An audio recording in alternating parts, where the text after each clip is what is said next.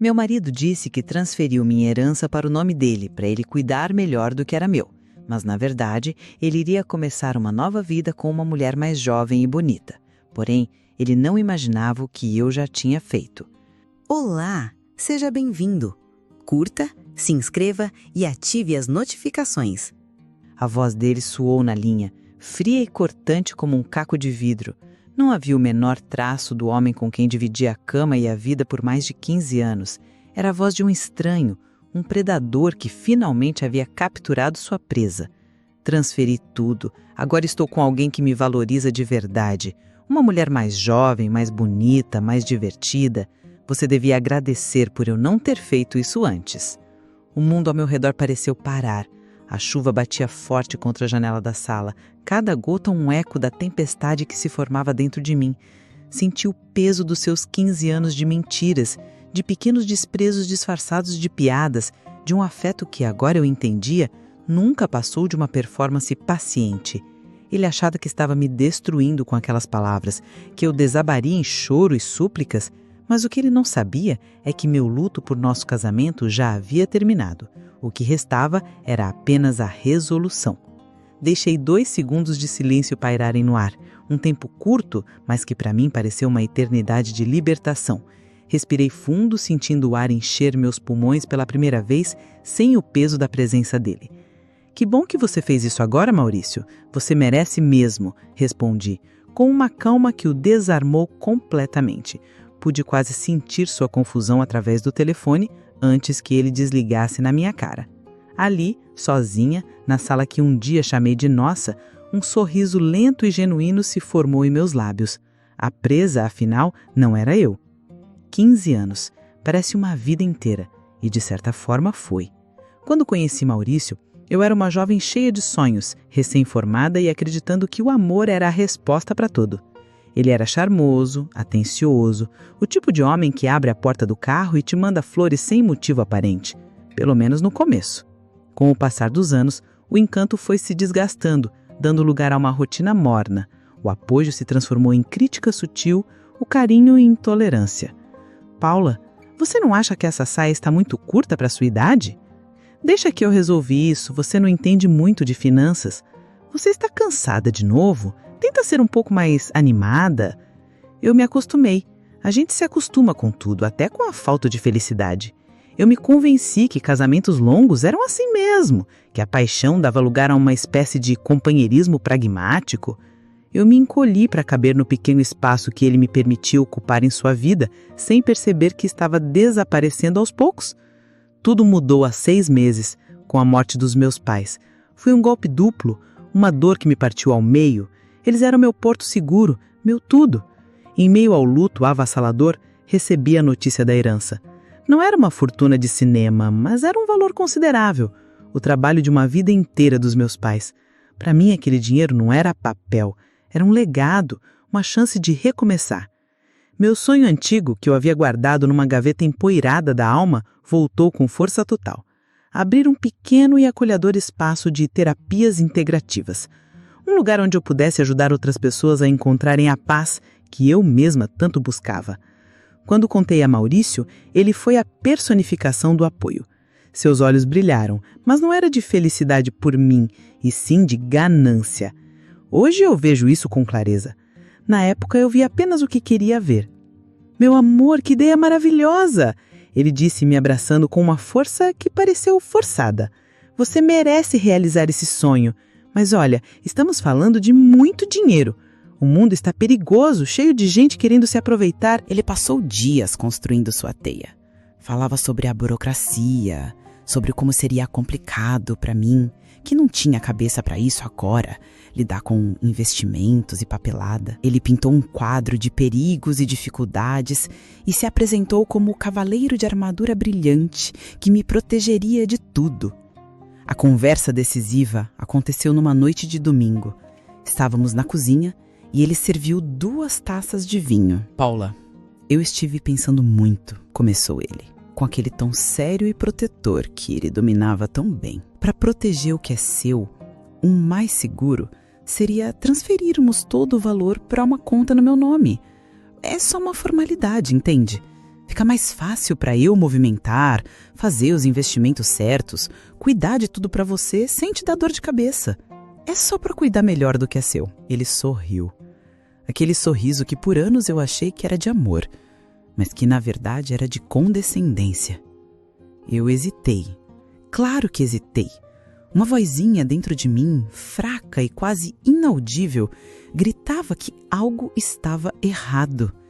Meus pais sempre me ensinaram a ser independente, a cuidar do que era meu. Não sei, Maurício. Parece estranho. O dinheiro é meu. A herança veio pro meu nome. Por que colocar no seu? Questionei, tentando manter a voz firme. Ele riu, uma risada baixa, como se eu fosse uma criança ingênua. Meu amor, você tá sendo desconfiada à toa. Somos casados há 15 anos. Você acha mesmo que eu faria algo para te prejudicar? É o nosso futuro. Eu só quero garantir que ninguém passe a perna em você. Confia em mim. E eu, exausta pelo luto, carente de qualquer migalha de afeto e querendo desesperadamente acreditar que meu casamento ainda tinha salvação, confiei. A palavra confia, vinda dele, foi o empurrão que eu precisava para ignorar minha própria intuição. Naquele momento eu assinei a minha sentença, ou pelo menos foi o que ele pensou. O que me salvou foi um pequeno detalhe, um descuido dele. Algumas semanas antes daquela conversa, eu ouvi no escritório, tarde da noite. Ele achava que eu estava dormindo. A tela do computador iluminava seu rosto com uma expressão que eu nunca tinha visto. Uma mistura de cobiça e ansiedade. Ele pesquisava carros de luxo e apartamentos em outra cidade. E ao seu lado, o celular piscou com uma mensagem. Consegui ler apenas o nome Juliana, seguido de um emoji de coração. Meu mundo, que já estava frágil, começou a rachar de verdade. Foi a primeira peça do quebra-cabeça que eu finalmente decidi montar. Aquela imagem, o rosto de Maurício iluminado pelo brilho ganancioso da tela e o nome Juliana piscando no celular, foi a pedra que iniciou a avalanche. Nos dias seguintes, a vozinha fraca da minha intuição se transformou num grito ensurdecedor. Eu não conseguia mais dormir direito. A comida não tinha gosto. Cada gesto de carinho dele, cada palavra preocupada, agora soava falsa, como um eco num poço vazio. Eu me senti uma tola, mas a vergonha rapidamente deu lugar a uma raiva fria e calculista. A dor do luto pelos meus pais ainda era imensa, e a ideia de que ele estava usando a minha vulnerabilidade para me trair acendeu um fogo dentro de mim. A primeira prova concreta veio numa manhã de sábado. Ele estava no banho, demorado como sempre, e deixou o celular carregando na mesinha de cabeceira. Meu coração parecia um tambor de escola de samba, batendo descontroladamente no peito. Eu nunca tinha invadido a privacidade dele em 15 anos, mas naquele momento, a privacidade já não existia.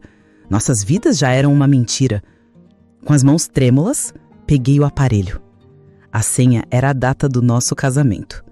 A ironia me fez o estômago revirar. E lá estava. A conversa com Juliana não era apenas um flerte. Era um plano de negócios onde o produto era a minha vida. Ela caiu direitinho, meu amor. A viuvinha triste vai passar tudo pra mim, dizia uma mensagem do Maurício. Quando vamos poder gastar nosso dinheiro? Já estou vendo a gente naquela praia no Caribe. Calma, princesa. Primeiro, a transferência. Depois, o retiro espiritual para eu sumir por uns dias. Vou ligar para ela, terminar tudo e a gente começa a nossa vida. Logo, logo você não vai mais precisar aturar seu marido. Meu sangue gelou. Então, a tal Juliana também era casada. Era um ninho de víboras. Rolei a conversa, vendo fotos que eles trocavam, planos de compra de um apartamento, discussões sobre como ele me daria a notícia da forma mais eficiente possível. Eficiente. Era assim que ele descrevia o ato de destruir o coração de alguém. Cada palavra era uma facada. Chorei ali, em silêncio, no chão do quarto. Um choro de dor, de humilhação, mas também de fúria. Quando as lágrimas secaram, eu não era mais a Paula frágil. Eu era uma mulher com uma missão. Sequei o rosto, coloquei o celular exatamente onde estava e fui para a sala. Liguei meu computador e pesquisei por advogadas de direito de família e criminal. Foi assim que encontrei a doutora Helena. A foto em seu site mostrava uma mulher de olhar firme e sorriso discreto. Liguei e marquei uma consulta para o dia seguinte, dizendo a Maurício que iria a um grupo de apoio ao luto. O escritório da doutora Helena era sóbrio e elegante. Ela me ouviu sem interromper, seus olhos inteligentes fixos nos meus. Contei tudo: os 15 anos de casamento, a morte dos meus pais, a herança, a desconfiança, as mensagens no celular. Quando terminei, eu esperava um olhar de pena, mas o que recebi foi um aceno de cabeça resoluto. Paula, em primeiro lugar, sinto muito pela sua perda e pela situação em que você se encontra, disse ela, com uma voz calma que me deu segurança. Em segundo lugar, sua intuição está corretíssima. O que seu marido está planejando se enquadra em diversos crimes, sendo o mais óbvio a tentativa de estelionato. Mas nós não vamos deixar que ele chegue a lugar nenhum. Nós vamos agir primeiro. Naquele momento, senti como se um peso gigantesco tivesse sido tirado das minhas costas. Eu não estava mais sozinha. Doutora Helena começou a traçar um plano. Era audacioso, arriscado, e exigiria que eu me tornasse a melhor atriz do mundo. O plano dele depende de uma coisa: ele ter acesso ao seu dinheiro. Então, vamos tirar o dinheiro da equação, explicou ela. Você tem irmãos? Alguém de sua extrema confiança? Minha irmã, Lúcia, respondi sem hesitar. Perfeito. O primeiro passo é proteger seu patrimônio. Vamos criar um fundo de investimento protegido em nome da sua irmã. Faremos um contrato de gaveta autenticado e com testemunhas, que prova que o dinheiro é seu e ela é apenas a guardiã. Neste fundo, incluiremos cláusulas que impedem qualquer movimentação sem a sua assinatura presencial e a dela, com o reconhecimento de firma. É uma fortaleza. Liguei para Lúcia naquela mesma tarde. Quando contei, ela se fez um silêncio chocado, seguido de uma fúria que quase me assustou. Aquele canalha, eu vou quebrar a cara dele! Ela gritou. Lúcia sempre foi meu oposto, impulsiva, passional, meu escudo protetor desde a infância. Ela concordou no plano na mesma hora, pronta para fazer o que fosse preciso. A parte mais difícil foi a performance. Doutora Helena me instruiu a concordar com o plano de Maurício. Eu teria que ir com ele ao banco, mostrar boa-fé, abrir a tal conta no nome dele. Mas, secretamente, dias antes, eu já havia ido com Lúcia e a doutora Helena a outro banco, o escolhido para Fortaleza. A transferência da herança foi feita de forma discreta e rápida. O dinheiro dos meus pais estava seguro. O dia de ir ao banco com Maurício foi um teste para os meus nervos. Ele estava radiante, mal conseguia esconder a satisfação. Segurou minha mão o tempo todo, dizendo coisas como: "Você vai ver, meu amor, é o melhor para nós." Eu sorria, um sorriso que não alcançava os meus olhos, e concordava. Abrimos uma conta conjunta como ele queria, a mesma que ele depois alteraria para o seu nome apenas. Era a nossa conta isca, e ela estava completamente vazia. O gerente do banco, um conhecido dele, facilitou tudo, e Maurício se sentia o rei do mundo. Viver com ele naquelas semanas foi um inferno psicológico. Eu cozinhava para o homem que planejava me roubar. Eu dormia ao lado do homem que trocava mensagens de amor com outra mulher, planejando um futuro com meu dinheiro. Cada toque dele me dava arrepios. Certa noite ele me abraçou na cama e disse: "Em breve todos os nossos problemas vão acabar.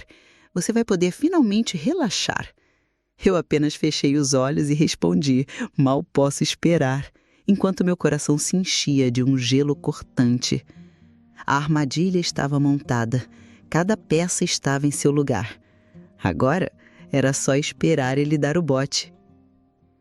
A desculpa do retiro espiritual foi a deixa que eu esperava. Ele arrumou uma pequena mala, enchendo-a com roupas leves e um ar de falsa santidade. Na porta ele me segurou pelos ombros, seu rosto contorcido numa máscara de preocupação. "Vou sentir sua falta, meu amor", ele mentiu, olhando fundo nos meus olhos. "Use esses dias para descansar a mente. Quando eu voltar, vamos conversar sobre o nosso futuro." Vá em paz, Maurício, e se cuide, respondi, e a sinceridade na minha voz o surpreendeu. Eu realmente queria que ele fosse em paz, para bem longe de mim. O futuro sobre o qual conversaríamos seria muito diferente do que ele imaginava. O beijo que ele me deu na testa foi gelado, um toque fantasma. Assim que ele fechou a porta e seus passos desapareceram pelo corredor, eu a tranquei. Girei a chave, depois a trava de segurança. Um ato simbólico, mas que para mim representou o fim definitivo. Respirei fundo. O ar da casa parecia mais limpo, mais leve. Pela primeira vez em meses, eu estava em paz no meu próprio lar. Os dias seguintes não foram de ansiedade, mas de uma calma expectante. Eu me sentia como uma general em seu posto de comando, observando o campo de batalha e aguardando o movimento do inimigo. Mantive contato diário com a doutora Helena, que me tranquilizava. Tudo está correndo como planejado. A fortaleza é impenetrável. Apenas viva sua vida, Paula. E eu vivi. Comecei a arrumar a casa, mas não como a esposa que cuida do lar. Comecei a arrumá-la para mim. Guardei as fotos dele numa caixa, tirei suas roupas do armário e as coloquei em sacos de lixo. Reorganizei a sala, colocando minha poltrona de leitura no lugar que ele sempre ocupou para ver futebol. A cada objeto dele que eu removia, sentia um pedaço da minha identidade retornando. Minha irmã Lúcia veio me visitar, trazendo meu sorvete favorito e uma garrafa de vinho. Nós brindamos. As mulheres que não se deixam abater, ela disse com um brilho feroz no olhar. Então, na terça-feira à tarde, o telefone tocou. Era ele. O momento havia chegado. Meu coração deu um único pulo forte e depois se acalmou. Era a hora do espetáculo. Sua voz era exatamente como eu me lembrava, da primeira vez que imaginei essa cena, fria e direta, desprovida de qualquer emoção que não fosse um triunfo cruel. Transferi tudo. Você transferiu o saldo de uma conta vazia, seu idiota. E para tornar tudo ainda melhor, você falsificou minha assinatura num documento eletrônico para fazer essa transferência, deixando um rastro digital que a doutora Helena vai adorar usar na cozinha. Agora estou com alguém que me valoriza de verdade, uma mulher mais jovem, mais bonita, mais divertida. Ah, sim, a Juliana. Minha mente respondeu com um sarcasmo gelado. A pobre Juliana, que também é casada e cujo marido, a essa altura, já deve estar com o queixo no chão ao ler as mensagens que você trocou com a esposa dele. Você devia agradecer por eu não ter feito isso antes. Naquele instante, um sentimento de pena quase me atingiu. Pena daquele homem patético, tão cego pela própria arrogância que não conseguia ver o abismo à sua frente. Mas a pena durou menos de um segundo, esmagada pelo peso de 15 anos de humilhação. Que bom que você fez isso agora, Maurício. Você merece mesmo. As palavras saíram da minha boca com uma serenidade que o deixou sem resposta. Ele desligou. O silêncio que se seguiu foi o som mais bonito que eu já ouvi. Era o som da minha liberdade. Eu não chorei, eu não gritei, eu me levantei, fui até a cozinha e me servi de uma taça do vinho que Lúcia havia trazido. Bebi um gole longo e profundo, sentindo o gosto da vitória. Meu próximo telefonema foi para a doutora Helena. Ele mordeu a isca. Falei sem rodeios. Ouvi um sorriso na voz dela. Excelente! O sistema do banco já registrou a tentativa de transferência fraudulenta da conta isca. Temos o registro de data, hora e o IP do computador que ele usou. A assinatura digital falsificada é a cereja do bolo. Amanhã, às 9 da manhã, no meu escritório. Vamos oficializar tudo. Na manhã seguinte, vestiu meu melhor terninho, uma roupa que Maurício dizia ser muito séria para mim. Senti-me poderosa. Encontrei doutora Helena e fomos juntas à delegacia. Enquanto o escrivão redigia o boletim de ocorrência, doutora Helena ditava os termos com uma precisão cirúrgica. Estelionato sentimental na forma tentada, falsidade ideológica, quebra de confiança patrimonial. Cada termo era um prego no caixão do futuro que Maurício havia planejado. Mas a vingança, para ser completa, precisava de um toque final. A outra família precisava saber, não por maldade, mas por justiça. Juliana era cúmplice e seu marido uma vítima como eu. Na noite anterior, Lúcia e eu nos sentamos juntas. Criamos um e-mail anônimo. Anexamos as capturas de tela das conversas, as mais explícitas, as que detalhavam os planos com o nosso dinheiro. Incluímos o nome do hotel onde Maurício e Juliana estavam hospedados para o retiro espiritual deles. Não escrevemos uma única palavra de ofensa, apenas os fatos. Acreditamos que essa informação seja do seu interesse, dizia a linha final. Apertamos enviar. A reviravolta não era mais uma possibilidade, era um mecanismo em movimento, uma série de dominós perfeitamente alinhados e eu tinha acabado de empurrar a primeira peça. Maurício achava que estava num resort no paraíso, começando uma nova vida. Mal sabia ele que seu mundo estava prestes a se transformar num inferno e que o fogo havia sido cuidadosamente aceso por mim. A explosão foi mais rápida e mais barulhenta do que eu jamais poderia ter imaginado. O marido de Juliana, um empresário local com uma presença forte nas redes sociais, não era do tipo que resolvia as coisas em particular. Ele era um homem de orgulho ferido e fúria pública. Horas depois de receber nosso e-mail anônimo, ele transformou sua dor num espetáculo. Postou tudo no Facebook e no Instagram. As capturas de tela das conversas, a foto de Maurício, a foto da esposa e um texto longo e inflamado denunciando os 2 golpistas que planejavam fugir com o dinheiro de uma viúva enlutada. Ele marcou a empresa onde Maurício trabalhava. A internet fez o que a internet faz de melhor: incendiou. Em menos de um dia, a postagem tinha milhares de compartilhamentos e comentários. As pessoas, estranhos que eu nunca veria na vida, se uniram num coro de indignação. Maurício não era mais um anônimo. Era o canalha do retiro, o golpista do Caribe. Sua reputação, construída sobre uma base de charme falso, desmoronou em praça pública. O primeiro telefonema que ele recebeu no seu paraíso particular não foi o meu, implorando, mas o do seu chefe. A empresa, uma consultoria que prezava pela imagem de seriedade e confiança, não podia se dar ao luxo de ter seu nome arrastado na lama.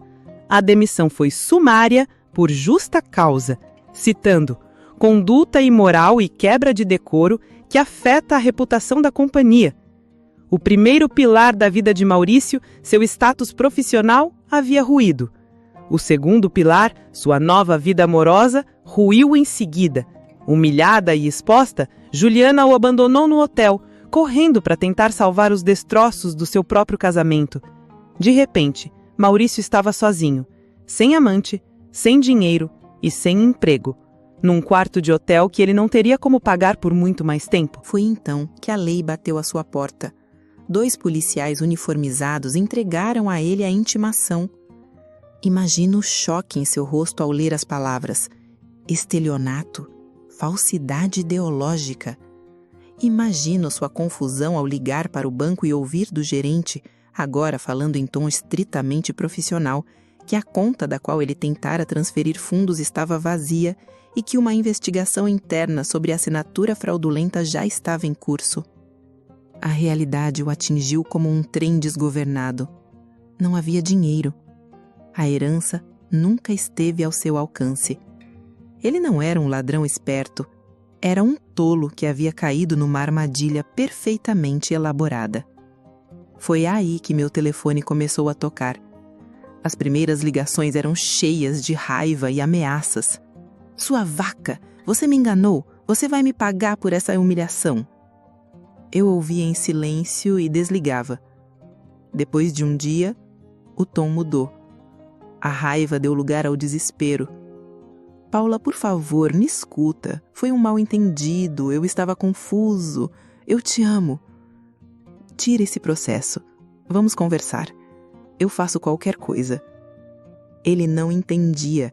Não havia mais nada para conversar. Para cada chamada, minha resposta era a mesma. O toque suave no botão de bloqueio. Lúcia, minha irmã, estava ao meu lado. Firme, mana. Você está no controle, ela dizia. E eu estava. Pela primeira vez em 15 anos, eu tinha o controle total da minha vida. Maurício acabou voltando para a cidade, mas não tinha para onde ir. Seus pais, envergonhados, o acolheram com relutância. Amigos se afastaram.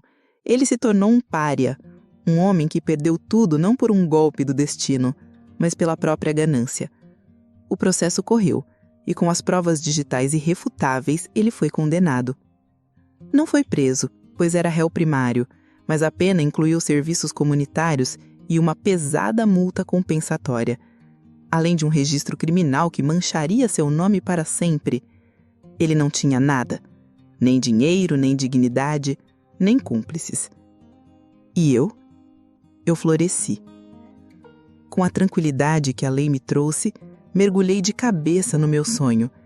Encontrei uma pequena casa charmosa com um jardim nos fundos e a transformei no meu espaço-ser. Pintei as paredes com tons de verde e azul, cores que acalvam a alma. Comprei macas de massagem, de flores de óleos essenciais e decorei a recepção com plantas. Cada detalhe era uma afirmação da minha nova vida. No dia da inauguração, minhas mãos tremiam, mas de excitação.